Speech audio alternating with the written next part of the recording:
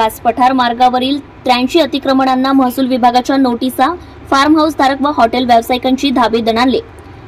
यवतेश्वर काश रस्त्यावरील बांधकामांचे अतिक्रमण केलेल्या भूखंडधारकांना तसेच हॉटेल व्यावसायिकांना महसूल विभागाने नोटिसा बजावल्या आहेत।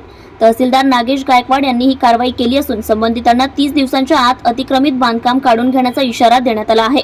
या कारवाईमुळे सातारा तालुक्यामध्ये एकच खळबळ उडाली आहे। सातारा आणि जावळी तालुक्याच्या हद्दीवरील कास पठार परिसर हा नैसर्गिकदृष्ट्या संवेदनशील मानला जातो।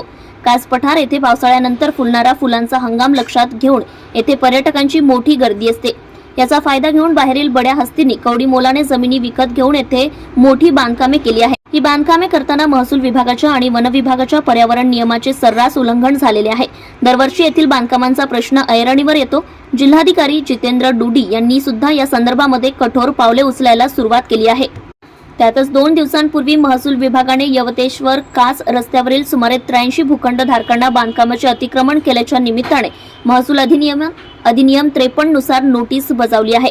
या नोटिसीमध्ये म्हणण्यात आलेले आहे की ही नोटीस प्राप्त झाल्यापासून संबंधित सर्वे गट नंबर मध्ये विनापरवाना केलेले बांधकाम 30 दिवसांच्या आत काढून घेण्यात यावे। चालू असलेले बांधकाम त्वरित पूर्णपणे बंद करण्यात यावे। सदरच्या सर्व बाबींची अथवा इतर कोणत्याही नुकसानीबाबत आपत्कालीन परिस्थिती उद्भवल्यास स्वतः भूखंडधारक जबाबदार राहणार आहे। अशा नोटिसा महसूल यंत्रणेने संबंधित मिळकत धारकांना रवाना केल्यामुळे हॉटेल चालकांमध्ये एकच अस्वस्थता निर्माण झाली आहे। लोकसभा निवडणुकांची आचारसंहिता तोंडावर असताना महसूल विभागाने कास परिसरातल्या अतिक्रमणांवर कारवाईचा बडगा उगारल्याने या संदर्भात हॉटेल चालकांची अडचण झालेली आहे।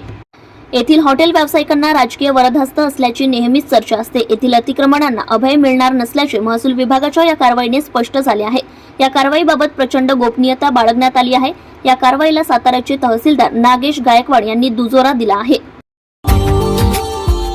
Subscribe now and press the bell icon. Never miss an update.